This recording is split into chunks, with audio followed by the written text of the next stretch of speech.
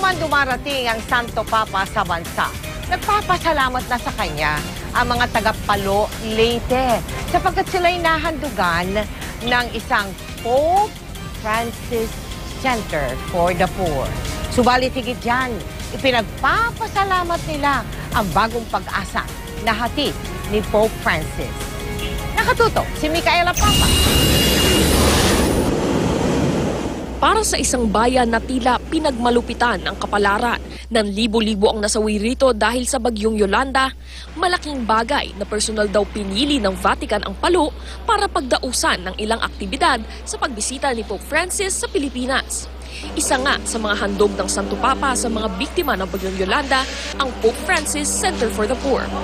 Eksklusibong nakunan ng GMA News ang pagtapos sa 5 gusali na may plaza sa gitna at may mga bed frame na sa ilang kwarto. Nagsagawa na rin ng fogging ang Department of Health o DOH kontra peste. Ang complex ay magkakaroon ng clinic, orphanage, home for the elderly at halfway house para sa mga may sakit. 30 survivors ng bagyong Yolanda at Bohol earthquake naman ang napili para mananghalian kasama ang Santo Papa sa palasyo ng Arsobispo sa Palo. Bagaman hindi raw maghahanda ng espesyal na dekorasyon o mga pinggan, maghahain naman ng mga ipinagmamalaking Filipino delicacies tulad ng adobo at lechon.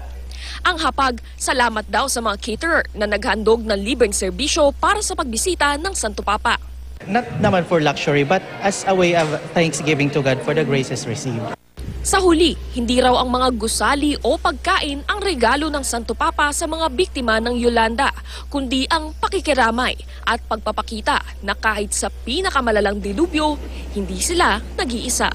I challenge my priest, our people here in Leyte, that because we are beneficiary, we experience the passion, the compassion, and the mercy of God, we should also be herald of mercy and compassion of God. Mula sa Palo, Leyte, Micaela Papa, Nakatutok, 24 Oras.